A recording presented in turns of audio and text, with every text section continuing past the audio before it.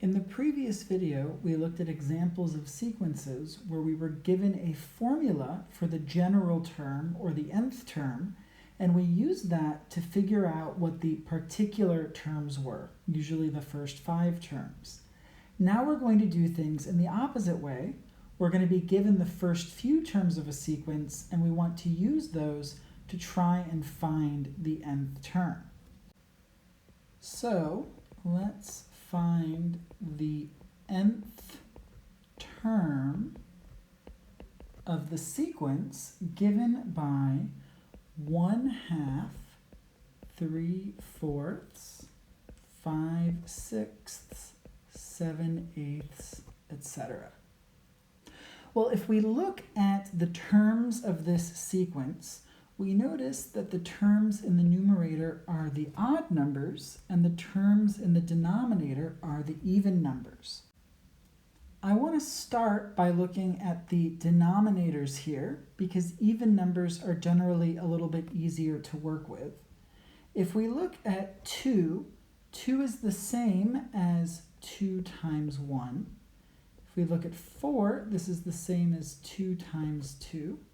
If we look at 6, that's the same as 2 times 3, and 8 is the same as 2 times 4.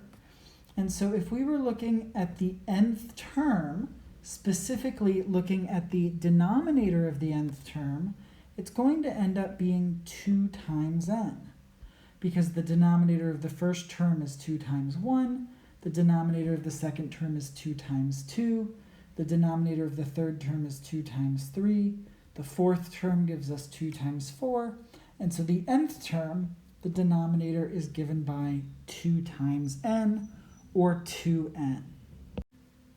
If we look at the numerators, odd numbers involve just a little bit more effort, but I want to point something out in this problem. Each of the numerators is 1 less than the corresponding denominator, and so if the denominator here is 2n, the way that we can represent 1 less than that is 2n minus 1. And so here we actually have a formula for the nth term. A sub n equals 2n minus 1 over 2n. In general, when we're dealing with the even numbers, we will often deal with 2n. And when we're dealing with the odd numbers, we're generally going to be dealing with 2n minus 1. There might be a situation at some point where you're dealing with 2n plus 1, if instead of starting with 1, you end up starting with 3, and you've got 3, 5, 7, 9. But for most purposes, the odd numbers will be represented with 2n minus 1. Let's take a look at another example that's meant to highlight something else that can happen when we're dealing with sequences. This time, let's find the nth term of the sequence given by -1, 3, -5, 7, -9, etc. Now, if we ignore the negative signs that appear in some of the terms, we have the odd numbers, 1, 3, 5, 7, and 9. So there should be some element of 2n minus 1 here to account for the fact that we have the odd numbers. However, we also have to account for the fact that this is an alternating sequence where our terms are negative, positive, negative, positive, negative, etc. So in addition to the 2n minus 1, to account for these alternating terms, we're going to end up with a power of -1 in the front.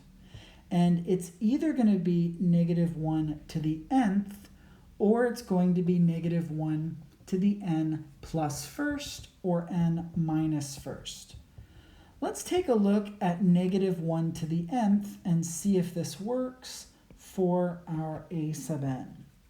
In this case, a sub 1 is going to be -1 to the first times 2 times 1 minus 1.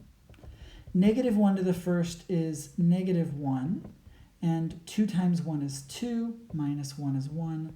So we've got -1 times 1, which is -1, which is exactly what we wanted because the first term was negative. If it had turned out that the first term was positive and the second term was negative, and it was alternating in that way, then this wouldn't be right, and we would have had to have done -1 to the n plus first power, which gives us an extra factor of -1, which means that it's the other ones that end up being negative. So in this case, our -1 to the n times 2n minus 1 is correct.